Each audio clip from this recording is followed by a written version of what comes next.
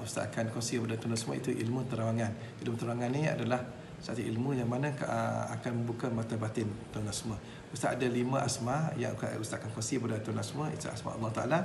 Iaitu 3 adalah untuk membuka batin tuan semua, mata batin, dan satu lagi tu yang keempat adalah untuk tuan nak mendapatkan kalau hilang barang apa semua tuan boleh dapat gunakan untuk mencarinya, dan juga satu lagi adalah sekiranya untuk nak mengesan keberadaan seseorang tu di satu tempat. Ada 5 asma yang mana amalan ni tak payah tuan semua, amalan ni kita amal secara lepas sembahyang saja, hanya 3 kali saja bacaannya. Jadi dan apabila tuan beramal dengan amalan ni, tuan tak akan dapat mata batin tuan tak akan terbuka.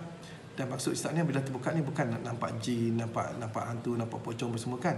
Jadi amalan ni ada dia akan terbuka ni, erti kata ialah kita dapat mengesan, kita dapat isyarat-isyarat daripada Allah Taala. Isyarat contohnya benda yang akan berlaku, benda yang dah berlaku, atau benda-benda yang sedang berlaku sekarang ni kita dapat tahu. Dan juga di samping juga kita akan dapat gerak rasa. Dan samping itu ada juga anak murid Ustaz yang dapat melihat perkara-perkara yang ghaibiyah, yang itu atas izin Allah Taala juga.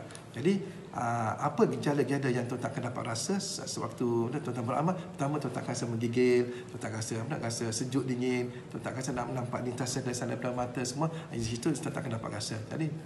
Jadi amalan ni adalah penting bagi anda buat bisnes ataupun untuk melakukan kehidupan tuan semua. Jadi banyaklah Ustaz tak mau cerita tentang kelebihannya.